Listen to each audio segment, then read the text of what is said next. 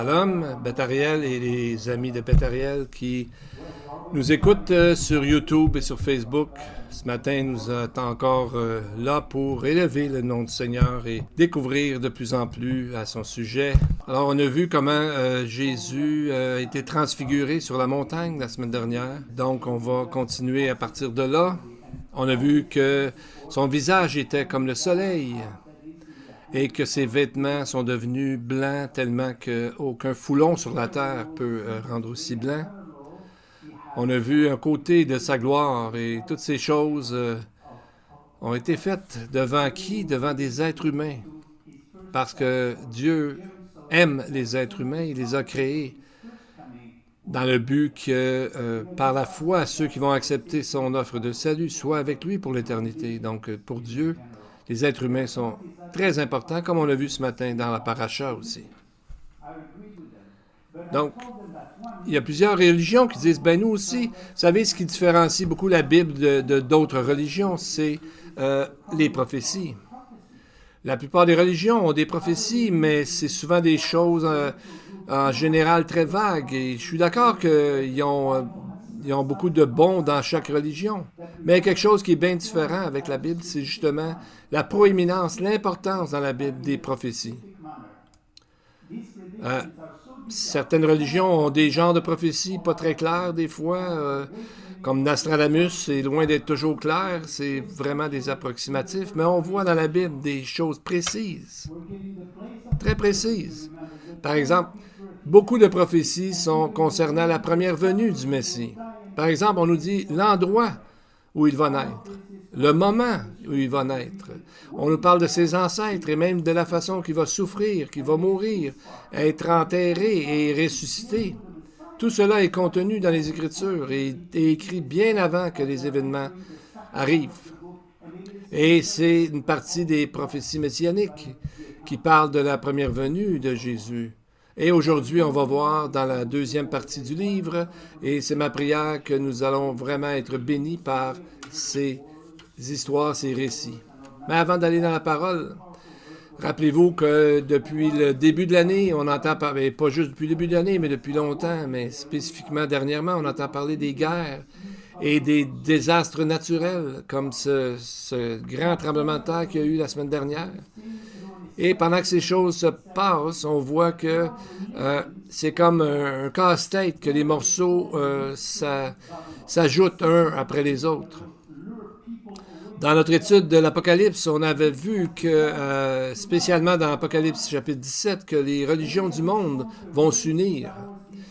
On appelle ça le mystère de Babylone, un système de croyances qui vont amener les gens loin de Dieu et des Écritures. Et c'est déjà commencé depuis un certain temps.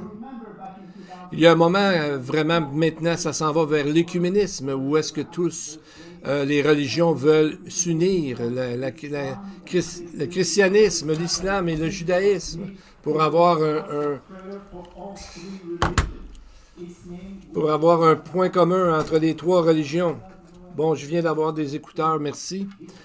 Ça va être probablement plus facile maintenant pour comprendre. Alors, en 2019, rappelez-vous, le pape a visité la ville de Ur, l'endroit où Abraham est né. Et si vous regardez sur l'écran, on voit 3 endroits qui ont commencé, ils ont inauguré jeudi dernier. Et ils appellent ça la maison de la famille d'Abraham. Ils veulent appeler ça, même il y a un nom comme Church Moscagogue, comme église, mosquée, synagogue dans un mot. Et on voit que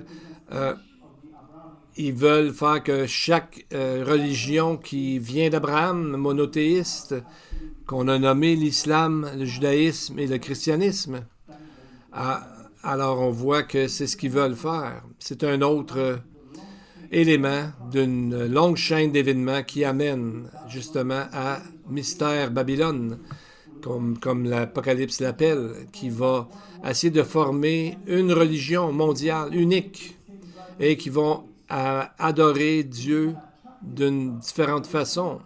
C'est intéressant, mais ça ne peut pas être le vrai Dieu parce que Dieu ne peut pas se contredire lui-même. Et ces 3 fondements de mouvements religieux qu'on a vus se contredisent un l'autre.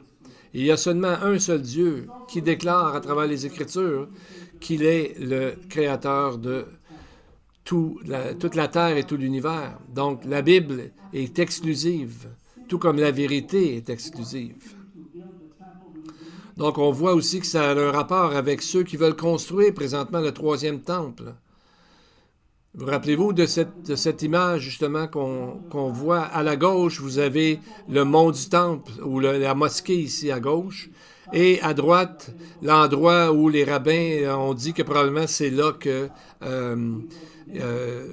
Isaac, son père, vous savez, Abraham, Dieu a demandé d'aller comme le sacrifier, ce qui n'a pas eu lieu, bien sûr. Mais on voit que ces trois religions veulent en arriver à adorer tous ensemble. Le nom en français de cette association pour le temple s'appelle l'Association de rencontres interreligieuses. En anglais, c'est Interfaith Encounter Association. Donc, ce groupe est composé de juifs, de musulmans et de chrétiens. Ils sont très actifs dans la promotion de ce bâtiment du temple. Ils travaillent fort parce qu'ils croient que ça, c'est ce qui va amener une paix dans le Moyen-Orient. Et tout ça a déjà été parlé il y a plusieurs siècles, lorsque Jésus a dit que il va arriver, justement, ces choses-là vont arriver. Donc, pièce par pièce, le casse-tête est en train de se compléter. Et concernant Israël, on voit qu'il y a plusieurs qui ont déjà fait alliance, qui sont déjà d'accord avec faire une paix avec Israël, même les Émirats arabes unis et quelques autres pays musulmans. Mais pourquoi que la majorité ne sont pas là? Bien, ils ne sont pas d'accord avec ça, disons, mais c'est probablement dû au fait que plusieurs de ces pays dans le Golfe sont d'origine sémite, alors que la majorité des autres sont de la descendance de Ham, donc pas des sémites. Donc, on voit que probablement ça joue un grand rôle dans leur façon de voir Israël. Rappelons-nous de la prophétie d'Ézéchiel, il y a des pays qui vont être du côté d'Israël. On parle de Sheba et de Dan, Ézéchiel 38, 13, parce qu'ils sont les descendants de Ketura, qui est devenue la femme d'Abraham après la mort de Sarah, selon 1 Chronique 1, verset 33. Donc, on voit que ce pays-là ils vont être plus tard, dans ces moments difficiles, du côté d'Israël. Bien qu'un jour, tout le monde sera contre Israël, mais après, certains pays seront de son côté. Prions pour ouvrir les Écritures. Béni sois-tu, ô Dieu, notre Dieu de l'univers, qui a donné la parole de la vérité, qui a donné la vie éternelle par la foi. Que tu sois béni, Seigneur, qui a donné les Écritures. Alors, ouvrons nos Bibles au chapitre 9 de l'Évangile de Marc, où nous allons voir le récit quelqu'un qui était possédé du démon, un jeune garçon, et on va voir sa guérison et comment c'est arrivé. Il y a beaucoup de conversations et de dialogues qui sont dans ce texte, et on dirait que c'est facile de se perdre. Qui parle à qui, par exemple, et qu'est-ce qui se passe exactement? Commençons par donner un résumé rapide. Alors que Jésus descend de la montagne, où on a vu la transfiguration, il se concentre sur les disciples. Il les voit au milieu d'un débat avec les scribes et les pharisiens qui trouvent une opportunité ici de les montrer qu'ils ne sont pas capables de faire quelque chose. Donc, ils veulent les dénigrer aux yeux du peuple juif qui est alentour. C'est ce que les scribes voulaient faire à ce moment-là.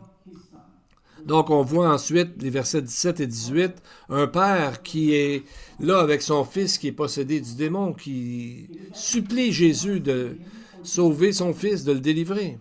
Et, curieusement, Jésus ne répond pas tout de suite au père. On dirait qu'il ne le voit même pas.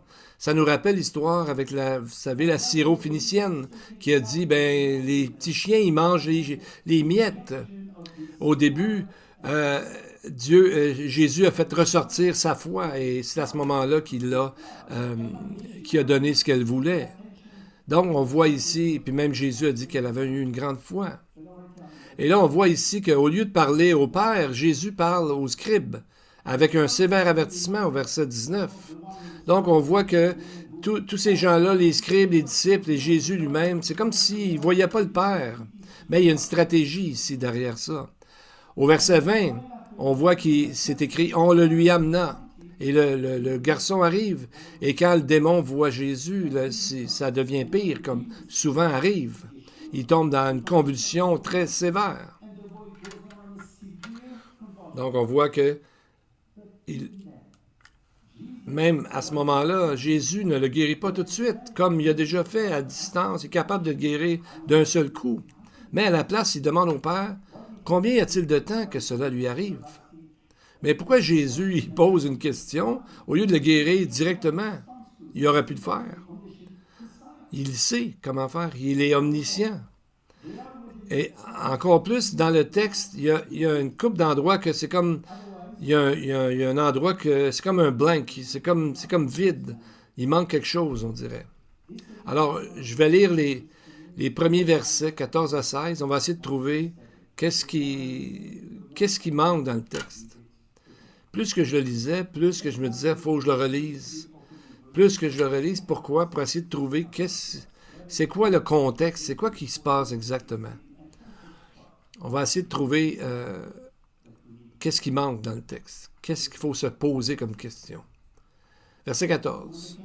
Lorsqu'ils furent arrivés près des disciples, ils virent autour d'eux une grande foule et des scribes qui discutaient avec eux. Dès que la foule vit Jésus, elle fut surprise et accourut pour le saluer. Jésus leur demanda, « Sur quoi discutez-vous avec eux? » Où est l'endroit ici qu'il faut regarder? Premièrement, comme ils descendent du mont de transfiguration, ils réalisent qu'il y a des scribes qui discutaient. C'est vraiment un mot fort, comme argumenter, là, comme vraiment grosse discussion. Donc, ça décrit un débat assez chaud. Une discussion assez en feu, là, donc on voit que même 2 fois, c'est marqué qu'ils se discutaient. Verset 14 et verset 16. Et c'est le même mot en grec, même si des fois en français ou en anglais, c'est différent.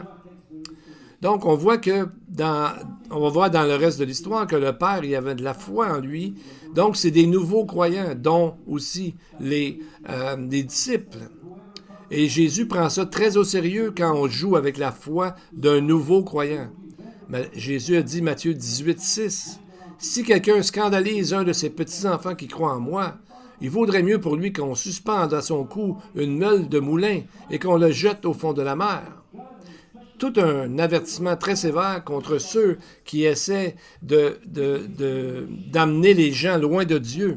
Et surtout ceux qui utilisent la parole de Dieu pour leur propre intérêt.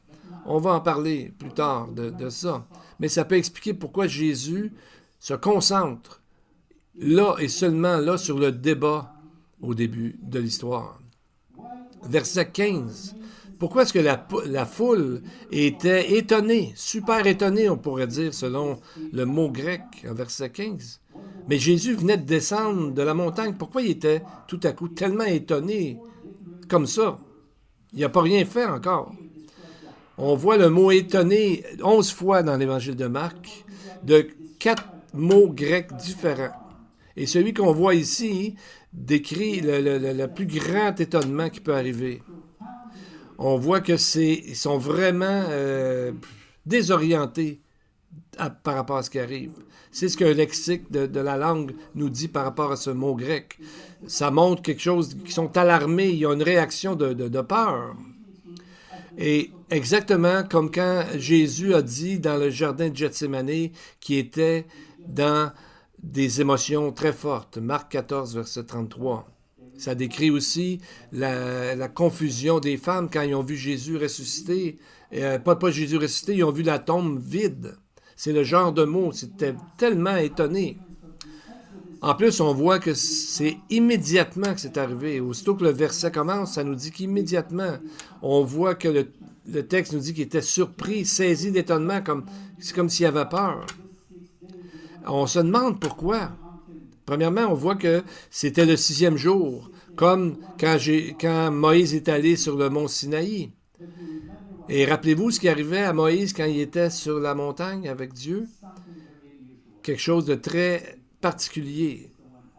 Exode 34-30 nous dit, Aaron et tous les enfants d'Israël, ayant vu Moïse, s'étant aperçus que la peau de son visage était resplendissante, craignirent d'approcher de lui. Est-ce que ça se peut que Jésus était encore en train de refléter la gloire qu'il avait eue sur la montagne? Une certaine lumière qui a fait que les gens ont été très, très étonnés et même apeurés, comme les Israélites quand ils ont vu le visage de Moïse refléter comme ça et briller. Donc, on voit que ça suit vraiment le même pattern, la même façon de faire que dans Exode. Quand Moïse descend de la montagne, ici, Jésus descend de la montagne. Et non pas pour donner la loi comme Moïse, mais pour accomplir la loi. Donc, imaginez-vous comme quand Jésus revient il brille, c'est comme les prophéties de la seconde venue où on voit qu'il y a comme un feu qui sort de Dieu et qui consume les ennemis. Donc, ça pourrait expliquer comment ça se fait qu'il était tellement étonné de voir ça arriver tout d'un coup comme ça. Voir Jésus descendre de la montagne comme ça, il pensait peut-être qu'il était en train d'être en colère. Mais, du côté pratique, quoi que ce soit, c'est bon aussi pour nous, les croyants, c'est que quand on rencontre Dieu, que ce soit dans notre prière quotidienne ou dans la méditation, ça change notre cœur, bien sûr, mais ça change aussi notre visage. Les autres peuvent voir un certain reflet de Jésus. C'est ce que nous voulons faire chaque jour de notre vie afin que les gens puissent voir Dieu à travers nous, n'est-ce pas? On voit que ce qu'on appelle la contenance, ce qu'une personne dégage, c'est un reflet de sa vie intérieure. Et quand quelqu'un marche avec Dieu, ben ça devrait se refléter aussi dans son visage, dans sa façon de faire. Rappelez-vous l'histoire de Caïn, quand il était fâché contre son frère, il a commencé à penser à tuer son frère. Dieu lui a dit, Genèse 4-6, « Pourquoi ton visage est-il si abattu? » Hein, on voit quelqu'un, quand il est choqué, son visage, on dit que la face lui tombe des fois en québécois. Et là, on voit dans le principe, Dieu lui dit quoi faire, verset 7. Il dit, certainement, si tu agis bien, tu relèveras ton visage. Si tu agis mal, le péché se couche à la porte et ses désirs se portent vers toi. Mais toi, domine sur lui. Donc, c'est un avertissement avant que le péché fasse un effet dans notre vie. Agis bien. Quand on agit bien, alors le péché ne se couchera pas à la porte. Il reste là, mais on va avoir la possibilité de dominer par la grâce de Dieu, bien sûr. C'est ça que ça veut dire, bien agir. Ça veut dire de marcher avec Dieu et de demeurer avec Dieu. Donc, il ne faut pas appeler un péché un accident ou une erreur ou une faiblesse, mais de prendre la pleine responsabilité pour nos actions. Et c'est alors que Dieu ne peut pas presque faire autrement que nous bénir parce que nous obéissons. Mais si on appelle notre péché un accident ou une erreur ou une faiblesse, bien on n'est pas en train de dire à Dieu qu'on est vraiment repentant. Ici, on voit que le péché se couche à la porte comme un animal, un lion ou un serpent, et qui attend. Ses désirs se portent vers toi toujours. Le péché ne dort jamais, on n'arrêtera jamais. Tant qu'on ne sera plus en sa présence du péché, lorsqu'on sera dans la présence de Dieu au ciel avec lui. Donc Dieu nous dit que nous pouvons le contrôler, nous pouvons le dominer par la grâce de Dieu, que son esprit qui demeure en nous, chez les croyants. Si on ne fait pas ça, la moindre craque, la moindre ouverture dans nos vies, c'est là que le péché entre. Rappelez-vous, dans Nombre 6, versets 22 à 24, par rapport à notre contenance, par rapport à ce que Dieu veut nous donner. C'est la bénédiction aaronique qu'on appelle. Que l'Éternel te bénisse et qu'il te garde, que l'Éternel fasse luire sa face sur toi, qu'il t'accorde sa grâce, que l'Éternel tourne son visage, qui est comme sa contenance, son acceptation vers toi, et qu'il te donne la paix. Parce que les mots visage et contenance, en anglais c'est plus contenance, mais le visage ou ta face, C'est le même mot en hébreu, le mot panim. Quand nous prions que l'Éternel fasse luire sa face sur toi et qu'il tourne son visage vers toi, on demande que Dieu, dans le fond, fasse comme il faisait avec Moïse. Quelqu'un a dit, les dieux que nous adorons écrivent leur nom dans notre visage. Et c'est surtout vrai avec le vrai Dieu d'Israël, qui peut transformer nos vies et même nos visages, parce que même si nous, on ne s'en rend pas compte, les gens peuvent voir. Comme quand Paul dit « Revêtez-vous du Seigneur Jésus ». Et nous savons, selon Hébreux 1.3, que Jésus est quoi? Le reflet de la gloire de Dieu. Donc, on voit l'importance de ça. Jésus a dit dans Jean 17, dans sa prière pour nous, « Je leur ai donné la gloire que tu m'as donnée, moi en eux et toi en moi. » Alors, pour la grâce de Dieu, c'est qu'on dit des fois que Dieu soit gracieux envers toi. Et il y a un rabbin qui a amené une interprétation de ce texte des Nombres. Et il a mentionné que le mot grâce, en hébreu hen, il sonne comme le mot en hébreu mané, qui est le quand, qui est le mot quand. Comme Dieu demeure en nous par son esprit. Nous savons ça par les écrits du Nouveau Testament. Donc, c'est un mot qui se ressemble. Mais nous avons la même réalité ici. Donc, cette prière d'Aaron est dite 2 fois dans le judaïsme. À 9 heures du matin, avec le premier sacrifice de l'agneau du jour, et le dernier à 3 heures de l'après-midi, juste avant que la soirée commence, le dernier agneau à être sacrifié. Bien, maintenant, si nous retournons à notre texte de Marc, on voit la suite de l'histoire. Et on voit que Jésus dit « De quoi vous discutez ?» Et au verset 19, sa réponse, c'est qu'il se tourne et il dit « Race incrédule, leur dit Jésus, jusque à quand serai-je avec vous? Jusque à quand vous supporterai-je? Amenez-le-moi. » Donc on voit à qui Jésus s'adresse.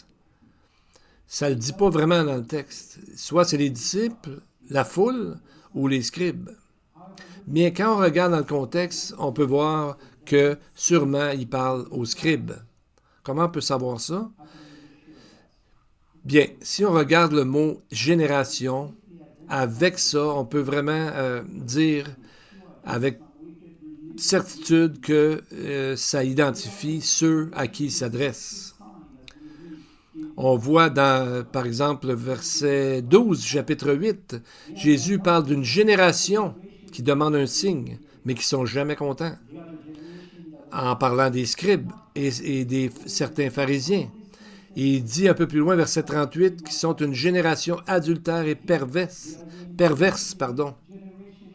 Marc 13, verset 30 dit « Cette génération ne passera pas, que tout cela n'arrive. » Donc, il parle de la même génération incrédule. Une génération, c'est pas toujours 40 ans, malgré que certains disent ça. Si on regarde dans la Bible, ça peut être entre 40 et 120 ans. Mais c'est surtout un type de gens, une condition du cœur. Il y a un psaume qui parle de ça, que Dieu n'aime pas la génération des gens qui ont des yeux hautains, qui ont des cœurs qui s'enflent. On voit, facile de faire un lien, quand Jésus a accusé les chefs religieux de son temps, d'avoir tué les prophètes à partir d'Abel, ça faisait 4000 ans avant, jusqu'au prophète Zacharie qui ont tué entre l'autel et le mur. Ça, c'était 300 ans avant. Donc, on voit que les pharisiens n'existaient pas dans ce temps-là. Donc, c'est simplement pour dire que c'est une façon de penser, une façon d'être contre Dieu, même en se servant de ses propres mots. C'est comme ça aujourd'hui aussi. Donc, on voit comme l'Ecclésiaste a dit, il n'y a rien de nouveau sous le soleil. C'est la même genre de façon d'approcher les choses. C'est une génération, c'est une façon de penser. Jésus représente Israël, mais on voit à certains endroits dans les Écritures que c'est pas les pharisiens, en tout cas, qui représentaient Israël. C'est Jésus qui représentait le vrai Israël. Et c'est à cause Mais il ne faut pas tout dire que tous les pharisiens n'étaient pas bons non plus, parce qu'il y a plusieurs pharisiens qui y ont cru. D'ailleurs, c'est eux qui ont gardé beaucoup la précision dans les Écritures, dans ce qu'ils ont gardé au niveau de la tradition. Mais on voit que dans les chefs religieux, dans les pharisiens, la majorité était contre Dieu. Mais il y a toujours des exceptions, et comme Paul ou celui dans Jean 3, là, je n'ai pas son nom, là. Nicodème, bon, ils ont fini par croire. Vous savez, il faut faire attention comment on traite Israël, parce que la Bible dit qu'Israël est un exemple pour nous, quoi faire et quoi pas faire. Et Jacques nous dit dans Jacques 1, verset 23, « Et si quelqu'un écoute la parole et ne la met pas en pratique lorsqu'il lit l'histoire d'Israël, il est semblable à un homme qui regarde dans un miroir son visage naturel et qui, après s'être regardé, s'en va et il oublie aussitôt comment il était. Et ensuite, peut-être critique Israël, les scribes et les pharisiens.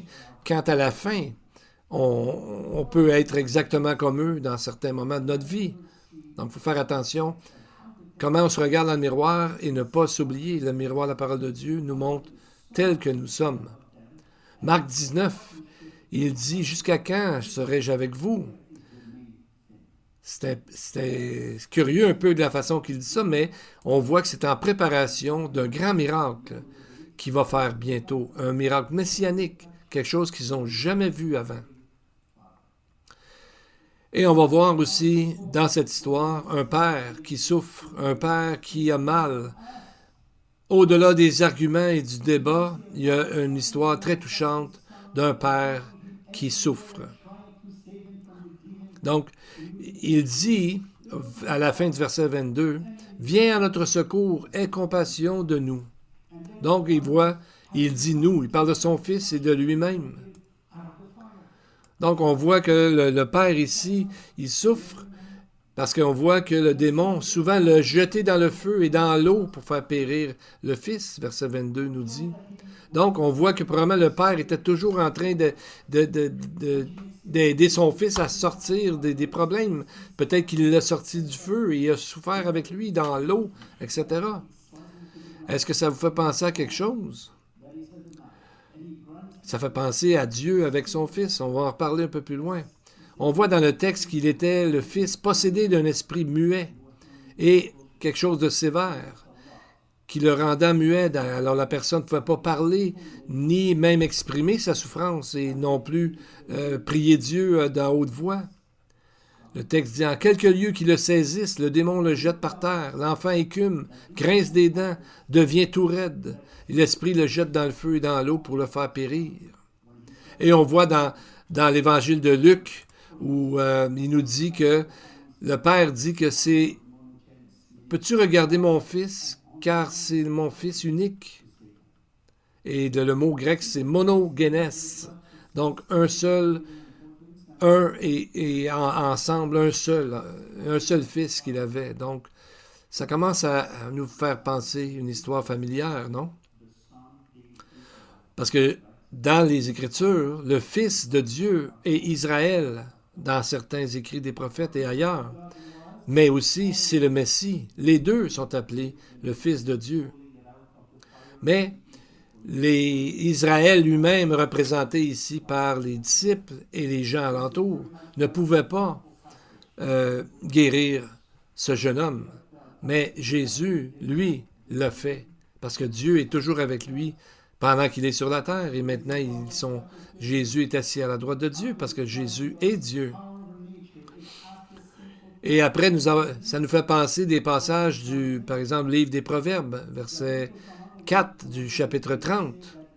Après avoir parlé de la puissance de Dieu incroyable sur la nature, et le texte dit « Quel est son nom et quel est le nom de son fils, le sais-tu? » Des commentateurs rabbiniques ont dit que le fils d'Israël, l'ont vu dans ça, et ont dit que c'est le fils d'Israël, et ils ont raison parce que il est dit dans Exode 4, 22, « Le Seigneur a dit, Israël est mon fils, mon premier-né. » Mais, Proverbe 30, pourquoi poser une question qui est si évidente? La réponse est tellement évidente.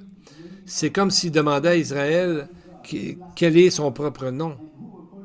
Mais si la question se pose, c'est qu'il faut aller un peu plus loin dans l'étude de ce nom-là, et c'est là qu'on va trouver que Dieu a un fils, qui est le Messie lui-même, qu'il a été appelé un fils, un enfant.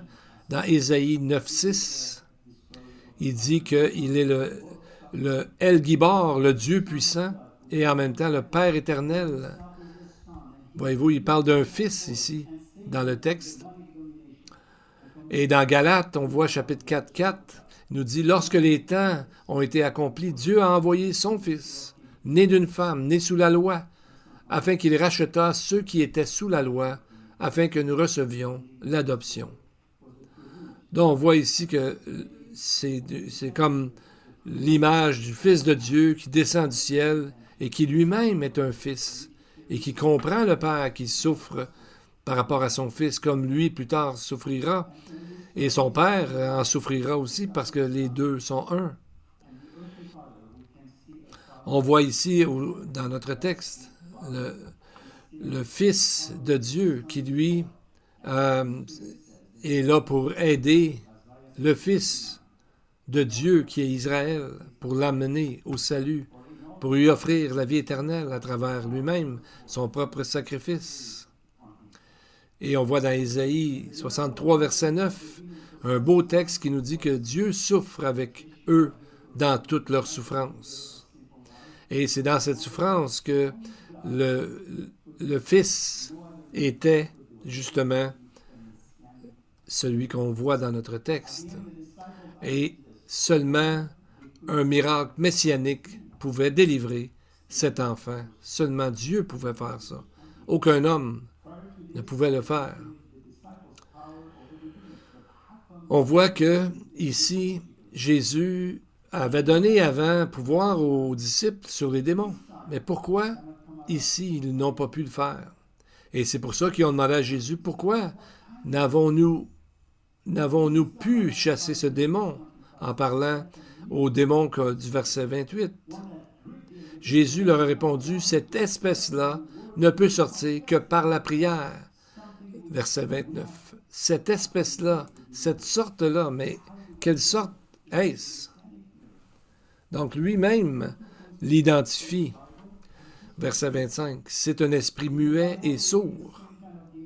Donc il ne pouvait pas exprimer même un mot, confesser le nom de Dieu.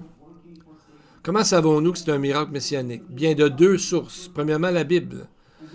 Dans Matthieu 12, on voit ce genre de démon. Juste avant, les chefs religieux ont accusé Jésus de travailler pour Satan, d'être comme l'ouvrier de Satan. Ils ont accusé Jésus de ça parce qu'eux autres même ne pouvaient pas le faire. Et donc, ils ont dit, ben Jésus a dû faire ça par le démon lui-même. Dans Matthieu 12, 23, lorsqu'il a guéri un démoniaque aveugle et muet, qu'est-ce que la foule étonnée encore là a dit? N'est-ce pas là le fils de David? Donc, ça voulait dire, est-ce que c'est pas lui le Messie? La réponse est oui, oui, c'est lui. Seulement lui pouvait faire un miracle aussi spécial. Et la foule a commencé à se demander, est-ce que ça serait lui le fils de David? Ça serait lui. Le fils de David est une autre façon de dire le Messie, vous savez. Donc, on peut voir la deuxième source, c'est que le monde alentour, les Romains et les Grecs connaissaient ce genre d'attente par rapport à cette souffrance d'être muet et sourd. Dans le monde séculier, pas religieux, la description des mêmes symptômes, il appelait ça une crise ou une crise d'épilepsie. En fait, le mot en anglais, crise, ressemble à quand on est saisi par un démon. Donc, c'est le mot saisi comme une crise. Matthieu 17, 15 parle d'un fils qui est lunatique ou, traduction libre, frappé par la lune. Et c'est comme ça qu'il comprenait l'épilepsie. Pourquoi on parle de frappé par la lune? Bien, le Targum se base sur Psaume 122 qui dit que pendant le jour, le soleil ne te frappera pas, ni la lune pendant la nuit. C'est comme ça qu'il comprenait l'épilepsie. L'épilepsie était appelée à ce moment-là la maladie sacrée, parce qu'il savait que seulement un Dieu pouvait le guérir, pouvait enlever ça. Même s'il croyait en de faux dieux, c'était une maladie que personne ne pouvait expliquer. Quand il y avait dans les magistrats romains se rencontraient, si quelqu'un avait une crise d'épilepsie, ils ajournaient leur rencontre parce qu'ils disaient que quand quelqu'un avait une attaque d'épilepsie, on croyait que c'était une manifestation de la puissance divine, alors il ne pouvait rien faire. Ils appelaient aussi l'épilepsie la maladie des enfants parce que souvent ça commençait durant l'enfance et ils disaient qu'il n'y avait pas de guérison avant la puberté. Et que, non, pardon, que s'il n'était pas guéri avant la puberté, ça ne serait jamais guéri. Mais le mot dans notre texte ici, c'est en grec le mot pour un enfant qui a déjà atteint la puberté, donc c'est pas le cas. Il appelait ça aussi la maladie sociale, parce que souvent ça arrivait dans des endroits où il y avait plein de monde. Mais maintenant, on peut se demander pourquoi Jésus a attendu si longtemps avant de guérir le jeune garçon. Il a même attendu, puis il a même posé une question. Il a demandé au père, ça fait combien de temps, dans le fond, qu'il est comme ça? Ça fait penser à aujourd'hui les gens qui disent, ben Dieu, là, qu'est-ce qu'il fait? Pourquoi ça prend tant de temps pour qu'il règle tout le problème du mal? Bien, ça nous montre qu'il y a un moment exact que Dieu décide, et qu'à la fin, de toute façon, on voit dans l'histoire que Jésus a guéri le garçon. Mais il y avait comme une leçon à apprendre, et pour eux, et pour nous aujourd'hui, d'attendre après Dieu, parce que c'est lui qui décide des moments et des temps. C'est lui qui a la sagesse pour le faire. Et on voit que le Père, lorsqu'il dit, verset 22, il dit, « Si tu peux quelque chose, viens à notre secours, aie compassion de nous. » Est-ce que Jésus peut le faire? Et il répète les mêmes mots, « Si tu peux. » C'est ce que Jésus dit. Si tu peux, tout est possible à celui qui croit. Si on demande à Jésus, Dieu, qui est Jésus, peut faire ce qu'il veut. Donc, ça nous parle pas seulement, on voit dans le texte que non seulement Jésus ne parlait pas au Père directement, mais aussi aux disciples, qui n'étaient pas capables de guérir, qui n'avaient pas été capables de guérir le jeune. Il aurait pu, mais dans ce cas-là, il avait besoin de plus de prières. C'est pour ça que Jésus leur dit quoi faire. Et il leur dit quoi? Tout est possible à celui qui croit. Donc, on ne sait pas exactement comment et pourquoi, mais on dirait qu'il n'avait pas eu assez de foi pour faire ce qu'il devait faire pour que cet enfant soit guéri. Mais en même temps, Dieu le savait pour que ce soit un miracle messianique que tout le monde puisse reconnaître. Même chose, c'est pour nous. Si on croit, Dieu peut faire à travers nous des choses merveilleuses. Et même nous, il y a des choses qui vont nous arriver qu'on n'aurait pas pensé possible avant. Donc, c'est ça qu'il veut dire le texte quand on dit qu'on peut bouger des montagnes, car Dieu, quand c'est dans sa volonté, tout peut arriver. Et c'est pour ça qu'au verset 24, le Père dit, « Je crois, viens au secours de mon incrédulité. » Ça, c'est vraiment magnifique parce que ça montre un cœur sincère et honnête, une foi honnête. Jésus a été touché et c'est sûr qu'il a répondu à cette prière. Parce que le Père a dit, viens au secours de mon incrédulité, comme nous les croyants parfois, on croit, mais il y a quand même un morceau, il y a un moment où on ne sait plus si on croit ou non. Donc, on voit que la foi de ce Père-là était présente, était vraie. Bien, pour terminer, si on voit aujourd'hui, dans la dernière semaine, les choses tristes qui est arrivées en Turquie et en Syrie, qui a tué environ 44 000 personnes. Mais quand on voit dans certaines images, on se demande comment se fait qu'il y a des bâtiments qui ont resté debout, alors que les autres qui ont été détruits de façon incroyable. Tous ensemble, ils ont tombé un après les autres. Pourquoi? Et on voit que c'est pour ça que la semaine dernière, il y a eu 113 arrestations contre des gens qui ont construit ces buildings-là qui ont tombé. parce qu'ils n'ont pas suivi le code du bâtiment comme ils auraient dû dans ce pays-là. Donc, pendant des années, ça veut dire qu'ils ont construit des bâtiments, des buildings, sans suivre vraiment le code. Donc, on voit que beaucoup de cette catastrophe est arrivée, beaucoup de morts à cause de la corruption, à cause que les gens n'ont pas suivi les normes pour construire des bâtiments. Donc, c'est vrai dans notre vie aussi. Il ne faut pas faire les choses à moitié. Mais la Bible dit d'aimer Jésus de tout notre cœur, d'aimer Dieu de toute notre force, de tout ce que nous avons en nous. Matthieu 7, Jésus nous dit « Mais quiconque entend ces paroles que je dis et ne les met pas en pratique sera semblable à un homme insensé qui a bâti sa maison sur le sable. La pluie est tombée, les torrents sont venus, les vents ont soufflé et ont battu cette maison. Elle est tombée et sa ruine a été grande. » Frères et sœurs, et ceux qui nous écoutez, ne bâtissons pas notre vie sur autre chose que Jésus, afin que cela demeure dans notre foi pour l'éternité. Prions.